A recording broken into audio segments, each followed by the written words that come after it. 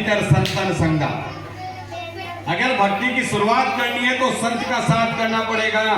और आगे कहा गुरु बिन भवनिध तरे न कोई, अरे जेऊ बिरंच शंकर सम होई। चाहे कोई ब्रह्मा और शंकर के समान क्यों ना हो जाए, लेकिन बिना गुरु के भवसागर से पार नहीं हो सकता। ये नियम सबके लिए, एक के लिए नहीं है। ये नियम सारी मानव जाति के लिए। बिना मुर्शिद के कोई ज्ञान नहीं पा सकता, बिना सदगुरु के कोई ज्ञान नहीं पा सकता, बिना मुर्शिद के कोई पार नहीं हो सकता, बिना सदगुरु के कोई पार नहीं हो सकता। ये झगड़ा कब मिटता है? ये झगड़ा जब मिटता है जब कोई अंदर बैठे उस मालिक को देख लेता है। मोहम्मद साहब ने गारे हीरा में 12 साल तक, गारे हीरा में 12 साल तक जब साधना की और अंदर उसका नूर देखा, जब बाहर निकल के आए गुफा के अंदर से, तब उन्होंने कहा रब्बुल आलमीन। पहले नहीं कहा था।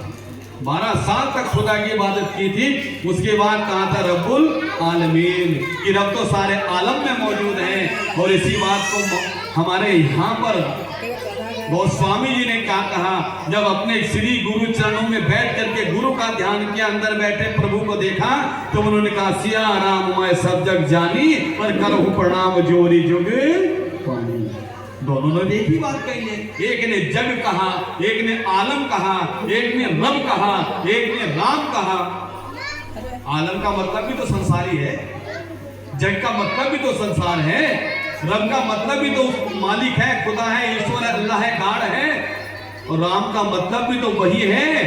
बात एक है, कहने के तरीके अनेक, और नीर एक है, बहने के तरीके अनेक। बात तो एक ही है, किसी भी तरीके से कह दो। जैसे पानी है, चाहे नल में वही बह रहा है, नदी गंगा में वही, जमुना में वही, सरस्वती में वही, इंदिरा नहर में वही, सभी में तो वही बह रहा है। भैया भेद कहां से आ गया है? ये भेद क्यों आया? क्योंकि हमने हमारे अंदर भेद करने वाला इब्लिस प्रकट हो गया, हमारा मन उसके साथ लग गया। अभी आपके सामने जो समझ पड़ा, मैं उसी की व्याख्या कर देता हूं कि छाप तिलक सब छीनी मुंह से नैना मिलक। जानते ही वो कौन? अमीर खुसरो। अमीर खुसरो और निजामुद्दीन औलिया। निजामुद्दीन औलिया जिनकी दरगाह में दिल्ली में बनी, बगल में ही अमीर खुसरो की बनी। दोनों की दरगाह बगल बगल बनी।